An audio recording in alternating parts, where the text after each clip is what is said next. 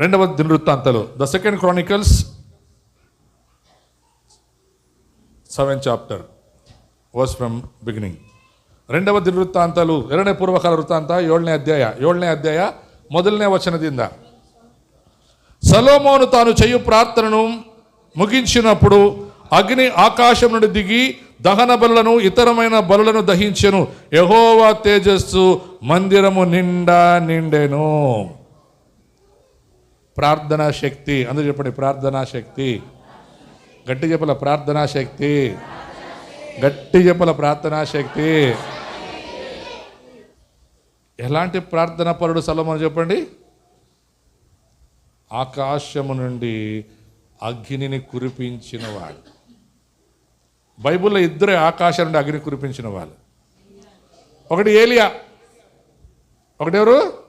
ఏలియా. రెండవది సమూయేలు. సరే, సొలొమోను చూడండి, దేవునికి బలి అర్పించి అగ్ని అంటించలేదు. ఆయన ప్రార్థన చేశాడంట, దేవా అలా సైన్యములకు అధిపతివైన యెహోవా నీవు అగ్నిని పంపించు అనగా ఆయన ప్రార్థన ఆమేన్ అనే లోపలంట ఆకాశంలో అగ్ని వచ్చి అక్కడ ఉన్నటువంటి బలిపీఠాన్ని ఏమిస్తుందంట, అది కాల్చివేసింది. అంటే ఈ సొలొమోను దేవుడికి ఎంత చెప్పండి, ప్రార్థన ఆలకించి ఆకాశం నుండి అగ్ని కురిపించాడు దేవుడు. అంటే సొలొమోను దేవునితో ఎంత సంబంధం, ఎంత నికటమైనటువంటి సంబంధం కలిగి ఉండాలి. ఈ రోజులో మనం చూస్తాం కదా, కొత్త పెద్ద మీటింగ్లు పెడతారు, సువార్త స్వచ్ఛత మహాసభలు అంటాడు. ఆడొక తలకాయ నొప్పి పోదు, ఒక కాలు నొప్పి పోదు. ఎందుకంటే ఆడ ఎంతసేపు వాళ్ళ పాటలు వాళ్ళ నా గురించి చెప్పేది, నేను అమెరికా, నేను లండన్, నేను ఇంగ్లాండ్, నా చర్చ్ సంక్రాంతి నా చర్చే ఉంటే ఆడ ఇంకేముంటుంది, అద్భుతాలు ఉండవు, ఆశ్చర్యం ఉండవు. అది ఇక్కడ సొలొమోను ప్రార్థన దేవుడు విని ఆకాశము నుండి అగ్నిని కురిపించి అక్కడున్న దహన బలులన్నీ కాల్చివేసాను. నేను చదివినప్పుడు అనుకున్నాను, అబ్బా సొలొమోను ఎంత దేవునికి దగ్గరైన వాడు, సొలొమోను దేవుని ఎంత ప్రేమించిన వాడు, సొలొమోను ప్రార్థనలో ఎంత బలం ఉండాలి చెప్పండి. ఆకాశం అగ్గి రావాలంటే ప్రార్థనలు ఎంత బలం ఉండాలి, ఎంత విశ్వాసం ఉండాలి. చూడండి ఇక్కడ 6వ అధ్యాయం తిప్పండి ఒకసారి. 6 కాదు 5వ అధ్యాయం అనుకుంటాను.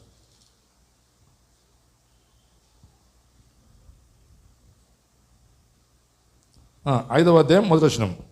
సొలొమోను యెహోవా మందిరమునకు తాను చేసిన పని అంతయు సమాప్తము చేసి తన తండ్రి అయిన దావీదు ప్రతిష్ఠించిన వెండిని బంగారమును ఉపకరణములన్నిటినీ దేవుని మందిరపు బొక్కసములో చేర్చెను. తర్వాత మొదటి రాజుల గ్రంథము 3వ అధ్యాయమే. తర్వాత సొలొమోను ఐగుప్తు రాజైన ఫరో కుమార్తెను పెళ్లి చేసుకొని అతనికి అల్లుడాయను. తన నగరును యెహోవా మందిరమును యెరూషలేము చుట్టూ ప్రాకారమును కట్టించుట ముగించిన తర్వాత ఫరో కుమార్తెను, అదైపోయిన తర్వాత 7వ వచనం, నా దేవా యెహోవా నీవు నా తండ్రి అయిన దావీదునకు బదులుగా నీ దాసుడు నన్ను రాజుగా నియమించి ఉన్నావు. అయితే నేను బాలుడను, కార్యములు జరుపుటకు నాకు బుద్ధి చాలదు. నీ దాసుడనైనా నేను నీవు కోరుకొనిన జనుల మధ్య ఉన్నాను. వారు విస్తరించి ఉన్నందున వారిని లెక్కపెట్టుటయు వారి విశాల దేశమును తనిఖీ చేయుటయు అసాధ్యం. ఇంత గొప్పదైన నీ జనమునకు న్యాయము తీర్చగలవాడెవడు? కాబట్టి నేను మంచి చెడ్డలు వివేచించి నీ జనులకు న్యాయము తీర్చినట్లు నీ దాసుడైన నాకు వివేకము గల హృదయము దయచేయము. ఏం ప్రార్థన? మంచి చెడులను అందుకు చెప్పండి, మంచి చెడు వివేచించే హృదయము నాకు దయచేయము. సొలొమోను ప్రార్థన, అయ్యా నాకు మంచి ఏదో చెడు ఏదో తెలుసుకునే జ్ఞానం, వివేచన దయచేయి. ఈరోజు అదే మనకు అవసరం, మంచి ఏదో చెడు ఏదో. కొన్నిసార్లు ఎంత మంచి కోరుకోమని చెప్పినా చెడే కోరుకుంటారు చాలామంది. బైబిల్ని ఐప్రో 17 సమయంలో నీకే ఒక బైబుల్, దాని పక్కలో ఒక మొబైల్ పెడితే నీకేది కావాలి? ఫస్ట్ అబద్ధాలు చెప్పొద్దు, హృదయపూర్వకం చెప్పాలా. నువ్వు సంతోష్ తిమ్మప్ప కొడుకు, బైబిల్ ఉందా చేతిలో? చూపి బైబిల్. జేబులో మొబైల్ ఉందా, చేతిలో బైబిల్ ఉందా? ఇప్పుడు సొలొమోను దేవుని ఏమంటారు చెప్పండి? మంచి చెడులు తెలియపరిచేది నాకు దయచేయ ప్రభా అంటే దేవుని వాక్యం నాకు ఈ ప్రభా అని. ఆయన రాజ్య పరిపాలన చేయాలా, డబ్బులు కావాలా, ఆయన డబ్బులు అడగలే. అయితే హృదయం చూడండి ఎంత బాగుంది దావీదు, సరే ఎవరిది? సొలొమోనుది. మరొక చదువు వచనం. నా దేవా యెహోవా, నీవు నా తండ్రి అయిన దావీదునకు బదులుగా నీ దాసుడైన నన్ను రాజుగా నియమించి ఉన్నావు. అయితే నేను బాలుడను, కార్యములు జరుపుటకు నాకు బుద్ధి చాలదు. నీ దాసుడనైనా నేను నీవు కోరుకొనిన జనుల మధ్య ఉన్నాను. ఇప్పుడు మీరు ఎవరు కోరుకున్న జనులు? ఇప్పుడు నేను అనుకోండి, నేను సొలొమోను అనుకుని నిలబడుతున్నా. ఒకవేళ మీరందరూ దేవుడు కోరుకున్న ప్రజలు, మీకు జ్ఞానం చెప్పాలి, మీకు మంచి ఆలోచన ఇవ్వాలి. నాకేం కావాలి? దేవుని జ్ఞానం కావాలి. మనిషి జ్ఞానం కాదు, దేవుని జ్ఞానం కావాలి, దేవుని ఆలోచన కావాలి. అడిగాడు సొలొమోను. అయితే చూడండి దేవుడు కింద ఏమంటాడు తొందరగా. ఇంత గొప్పదైన నీ జనమును, 9వ వచనం, న్యాయము తీర్చగలవాడు ఎవడు? కాబట్టి నేను మంచి చెడులు వివేచించి నీ జనులకు న్యాయము తీర్చినట్లు నీ దాసులైన నాకు వివేకము గల హృదయము దయచేయము. సొలొమోను చేసిన ఈ మనవి వా మీ ప్రార్థనలు దేవునికి అనుకూలంగా ఉంటాయా? సొలొమోను ప్రార్థన అంట దేవునికి అనుకూలంగా ఉందంట. గనుక మళ్ళా ముందుగా అన్నాడు, దేవుడు అతనికి ఇలాగు సెలవిచ్చెను.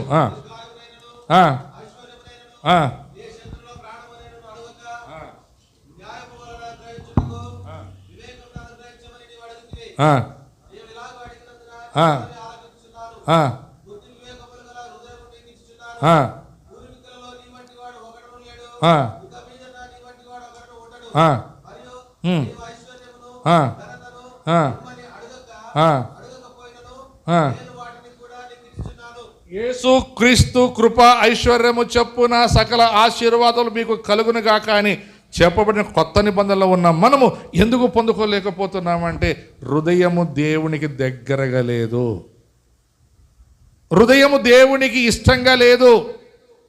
దేవుడు ఏది కోరుతున్నాడో మనకు తెలియక మనం అడిగేదే. మన ప్రార్థనలు కూడా ఎప్పుడేం చెప్పండి, నా కష్టం ఉందయ్యా, నా కష్టాలు తీరిపోని, అయ్యా నాకు బాధ ఉందయ్యా, నా బాధలు తీరిపోని, నా మొగుడు కొడతాడయ్యా, చేతులు పడిపోని, నా పెండ్లాం తిడుతుందయ్యా, నోరు పడిపోని.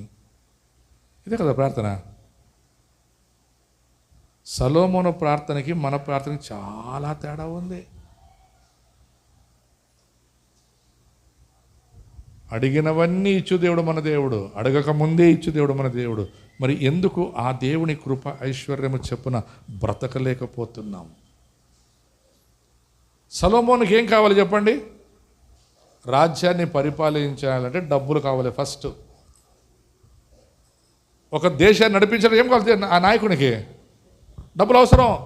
రెండవది బలం అవసరం. ఎందుకంటే ఆ రోజుల్లో బాంబులు గింబులు లేవు, అన్నీ కత్తులతో యుద్ధం. కత్తులతో యుద్ధం చేయాలంటే ఏం కావాలా? బలం కావాలా. రెండవది వాళ్ళందరినీ కంట్రోల్ పెట్టాలంటే చాళుక్యతనం ఉండాలా.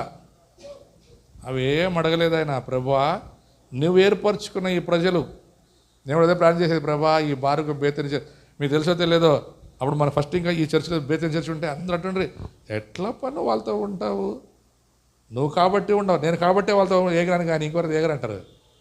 దేవుడు కూడా చూడండి, కరెక్ట్ అయిన భార్యని కరెక్ట్ అయిన భర్తకి ఇస్తాడు, కరెక్ట్ అయిన భర్తని కరెక్ట్ అయిన భార్యకి ఇస్తాడు. నేను కాబట్టి మరి నువ్వు కాబట్టి ఇంకోటి ఎందుకుంటాడు, ఇంకోటి ఎందుకుంటుంది. ఇలాంటిది నేను కాబట్టి అంట. యేసు ప్రభు కాబట్టి మనల్ని ఇంట్లో పెట్టుకున్నాడు, ఇంకోటి జాడిస్తాన్ని పంపిస్తుండే.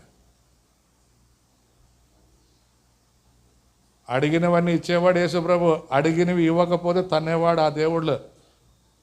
ఈడ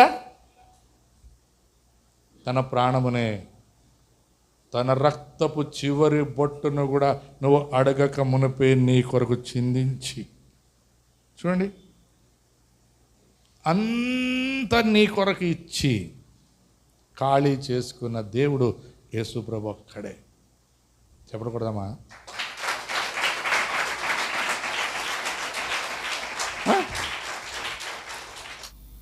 అది పోదాం వాపస్. సొలొమోను ఏమడిగా చెప్పండి దేవుడిని? సొలొమోను దేవుడిని ఏమడిగాడు అడిగి చెప్పండి. ఎవరిని పరిపాలించేకి? చెడ్డోళ్ళనే మంచోళ్ళనే? ఓయ్ మంచోళ్ళనే. మీరు మంచిగా చెడ్డోళ్ళ? మీరు యేసు రక్తంలో కొనబడ్డారు, కడగబడ్డారు, పరిశుద్ధులు, ప్రభువులో పాలు పొందుతారు, హల్లెలూయా పాట పాడతారు, ఏమైనా చేయగలవు. చూడండి, అంటుకుంటే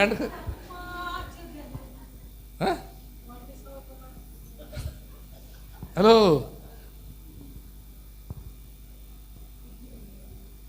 మీరు చెప్పండి, మీరు మంచోళ్ళు చెడ్డోళ్ళు? ఇప్పుడు మీ అంత మంచోళ్ళు ప్రపంచంలో ఎవరు ఉండరు. నా పెండ్లామంత మంచిది ఎవరు లేరప్ప. నా మొగుడంతా మంచోడు ఎవడు లేడు. వాడు చర్చికే రాడు. వాడు బాప్తిజం తీసుకొని ప్రభువులో ఫస్ట్ సండే కనపడతాడు, సెకండ్ సండే కనపడతాడు, ఒకటో సండే, మూడో సండే, నాలుగో సండే మనకు కనపడ్డాడు. అంత మంచి మొగుడు ఇంకెవడుకుంటాడు? నిజం, అంత మంచి మొగుడు ఎవరు ఉంటాడా? వారం వారం చర్చికి వచ్చే మొగుడు చెడ్డోడు.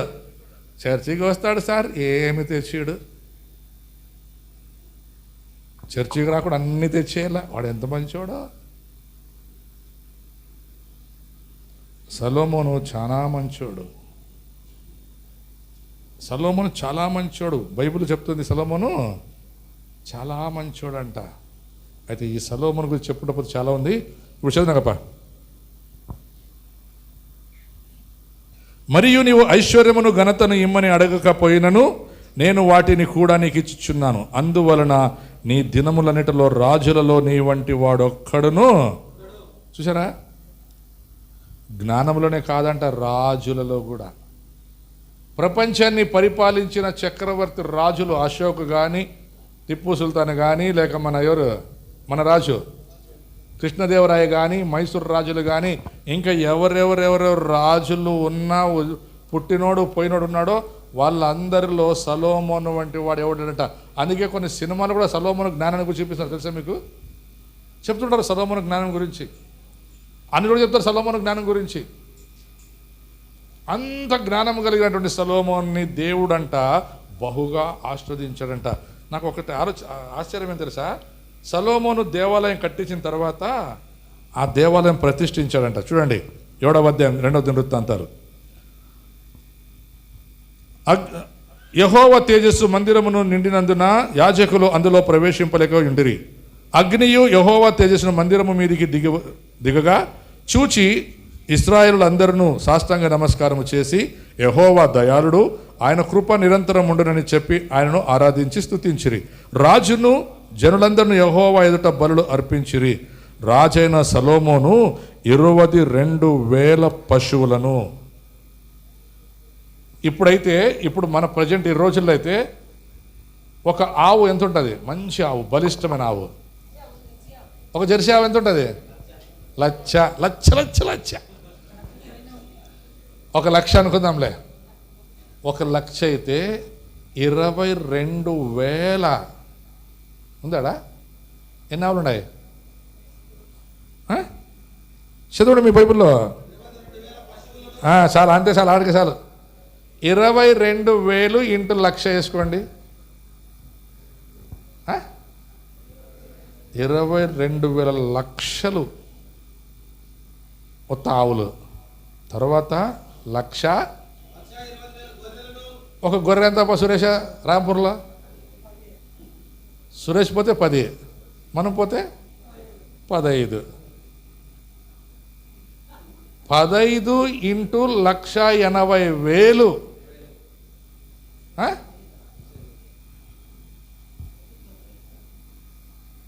1,80,000. ఎంత అయిందప్పా?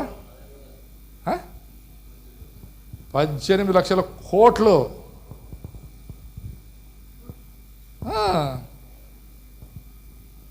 అర్థమైందా మీకు? లెక్కేసుకోండి తర్వాత ఇంటికి పోయినాక క్యాలిక్యులేటర్ తీసుకొని. ఏమో 65 కోట్ల కిరీటం ఇస్తేనే అన్ని పేపర్లో, టీవీల్లో కోట్ల కిరీటం, కోట్ల కిరీటం, కోట్ల కిరీటం. ఆ డబ్బంది ఆడ డబ్బు, దొంగ డబ్బు. ఇది దొంగ డబ్బు కాదు, ఇది యథార్థమైనది, న్యాయముతో కూడినది, దేవుడికి సమర్పించాడంట. దేవునికి ఇచ్చేకి కూడా వెనకాడలేదంట సొలొమోను. అంత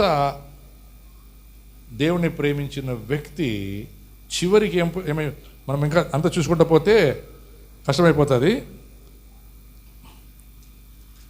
తర్వాత ఇవన్నీ చేసిన తర్వాత దేవుడు ఒక వార్నింగ్ ఇస్తాడు సొలొమోనుకి. ఆ వార్నింగు 7వ అధ్యాయం 14 చదవండి. సరే, ఒక మంచి 11 నుంచి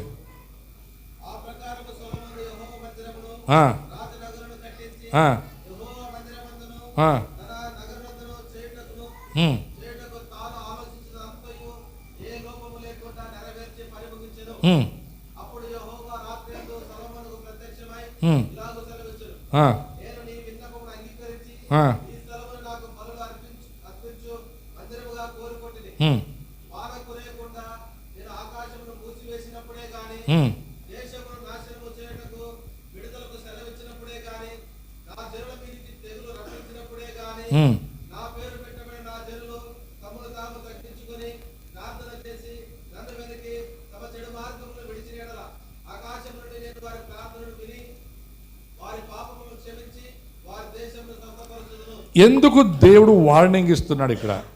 అమ్మాయి వినండి, హలో. ఎందుకు దేవుడు సొలొమోనుకి వార్నింగ్? దేవుడు అనొచ్చు కదా, సొలొమోను భలే మంచి పని చేసావయ్యా, 22,000 ఆవులు కోసావు, 1,80,000 గొర్రెలు సమర్పించినావు. మీరు ఇంకా చెబుతా అంట, బండ్లు బంగారు తీసుకొచ్చి దేవాలయం కట్టించాడంట. యెరూషలేము దేవాలయం సొలొమోను కట్టించినప్పుడు పడవలు బంగారు తీసుకొచ్చి ఆ బంగారుతో దేవాలయం కట్టించాడంట. వజ్రాలు వైడ్డూరాలతో ఆ దేవాలయాన్ని ఆయన అలంకరించాడంట. ఇప్పుడు దేవుడు అనొచ్చు కదా, భలే సొలొమోనా, భలే భలే భలే, నీ వంటి వాడు ఎవడు లేడయ్యా, నీకు ఇచ్చినంత తీసుకొచ్చి నా చర్చికి పెట్టినావని అనలే. దేవుడు హెచ్చరిస్తున్నాడు సొలొమోన్ని. సొలొమోను అంతా బాగుంది, ఇప్పుడు స్టార్ట్ అవుతుంది సినిమా. ఇప్పుడు స్టార్ట్ అవుతుంది నీ బతుకు, నీ బండారం. ఏం దేవా, నా పేరు పెట్టబడిన నా జనమైన మీరు, నెంబర్ 1, ఇంత పేరు ప్రఖ్యాతులు వచ్చినాక సొలొమోను ఊరుకుంటాడా? ఇట్లా కాలితే ఇట్లా ఎగిరేసి,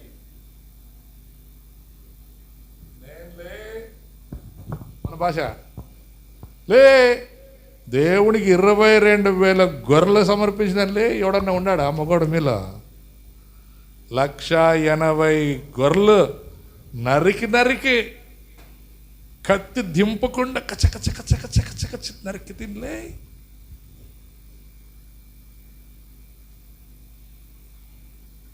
ఒక గొర్రె చర్చికి ఇస్తేనే నానిస్తిని గొర్రె. కొన్నిసార్లు తెచ్చి పెడతారు కదా, ఏమన్నా కాయగూరలు బియ్యం పెట్టి, మామే వారం అంటే మేము అడగ తినేవాళ్ళ, వారం మీ పెట్టే తినేకి. మీరు పెడితే మేమేమన్నా బతకలేమా?